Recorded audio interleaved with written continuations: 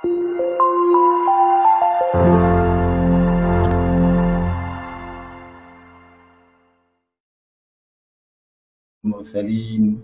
وعلى آله وصحبه أجمعين. رب اشرح لي صدري ويسر لي أمري واحلل عقدة من لساني يفقهوا قولي. Alhamdulillah, bersyukur kita Subhanahu wa ta'ala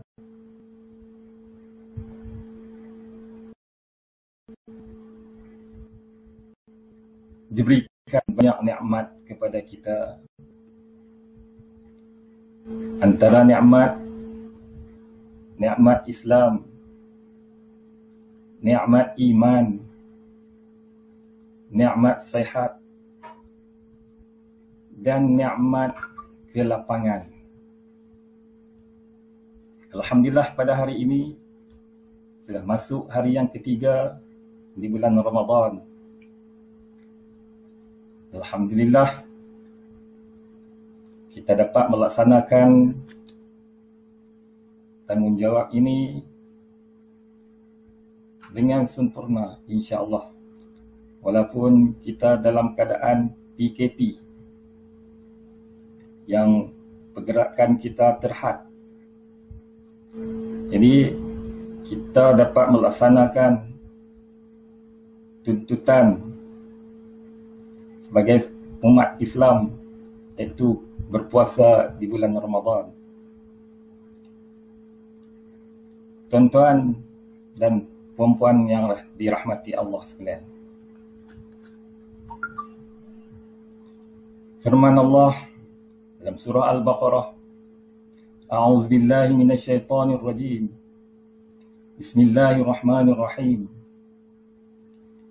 Ya ayyuhalladzina amanu kutiba alaikumus shiyamu kama kutiba 'alal ladzina min qablikum la'allakum tattaqun. Surah Al-Baqarah ayat 183. Ayat ini ditujukan kepada orang-orang yang beriman bahawa sesungguhnya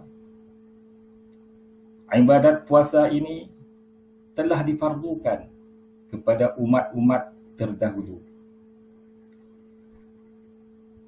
Dan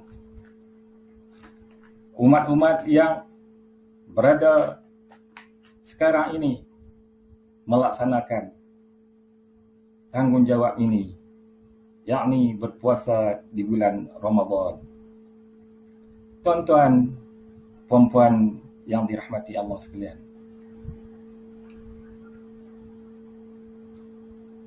Al-Imam Al-Ghazali membahagikan puasa ini kepada 3 bahagian, 3 kategori. Yang pertama, puasa orang awam. Puasa orang awam ini sekadar menahan lapar dan dahaga dan tidak melakukan perkara-perkara yang membatalkan puasa. Itu yang pertama, puasa orang awam. Yang kedua, puasa para salihin, orang-orang saleh. Mereka ini berpuasa selain daripada menahan lapar dan dahaga dan perkara-perkara yang membatalkan puasa. Mereka juga menjaga mata daripada melihat benda-benda yang boleh mengurangkan pahala puasa, telinga daripada mendengar perkara-perkara yang lara, perkara-perkara yang tidak elok,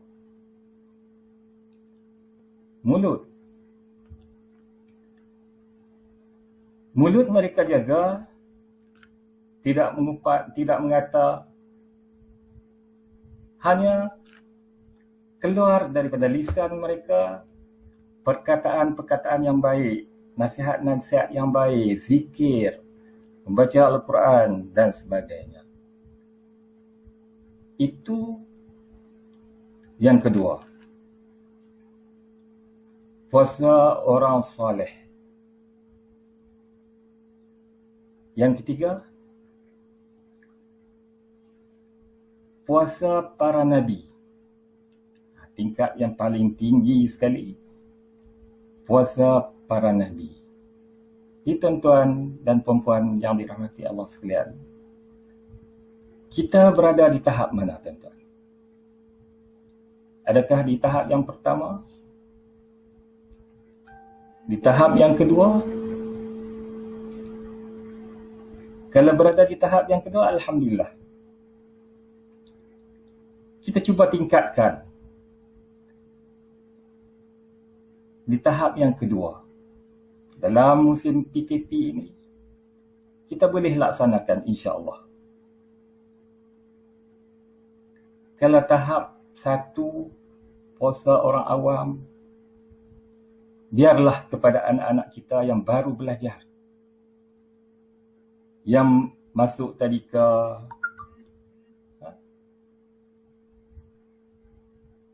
bagi kita yang dewasa, yang sudah berpuluh tahun mengerjakan ibadat puasa, kita tingkatkan supaya puasa kita di-upgrade menjadi tahap yang kedua, iaitu tahap para salihin. Jadi tuan-tuan dan puan-puan yang dirahmati Allah sekalian, bulan Ramadan ini bukan saja dituntut untuk kita berpuasa. Ada lagi ibadat lain. Bulan Ramadan ini diturun satu pakej.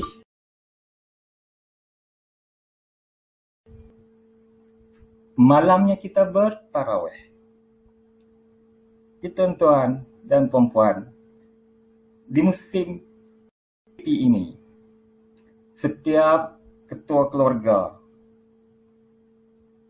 sudah dilantik menjadi imam untuk imam tarawih. Jadi kita tunaikanlah tanggungjawab ini untuk memastikan anak-anak kita, isteri-isteri kita, supaya sama-sama dapat melaksanakan ibadat ataupun solat tarawih secara berjamaah di rumah. Dari segi jumlah rakaat, tuan-tuan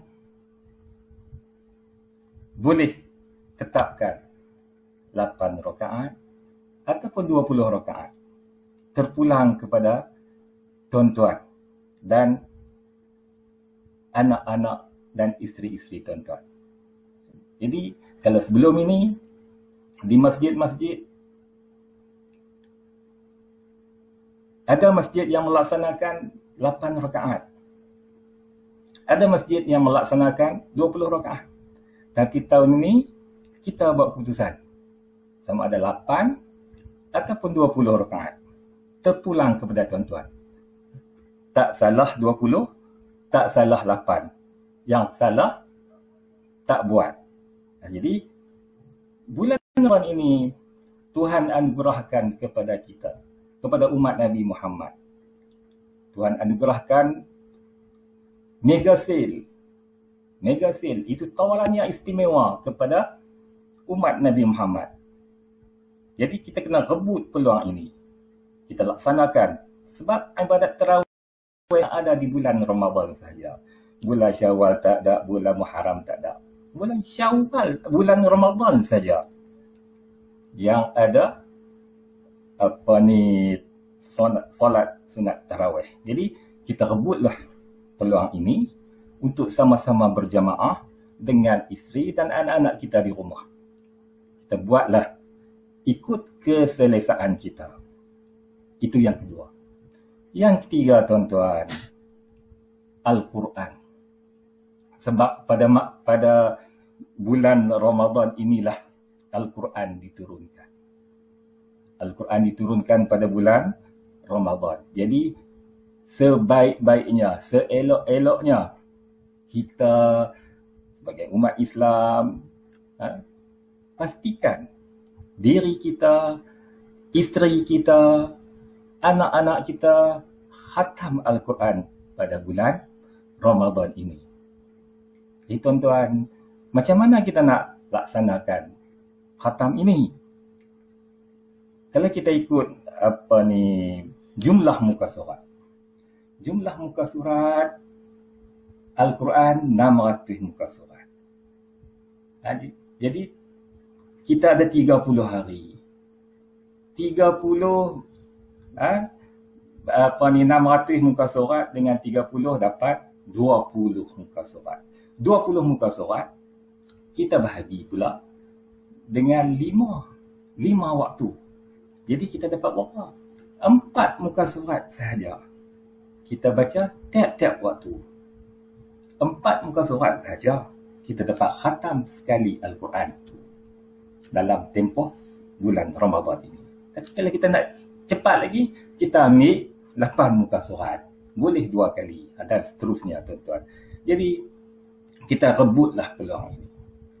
Kita rebutlah peluang di bulan Ramadan ini supaya kita dapat mengejar, mengumpul sebanyak mungkin amal-amal kebajikan yang kita insya-Allah dalam bulan Ramadan yang mulia ini kita dapat mengumpul sebanyak mungkin. Kita rebut peluang yang Tuhan sebut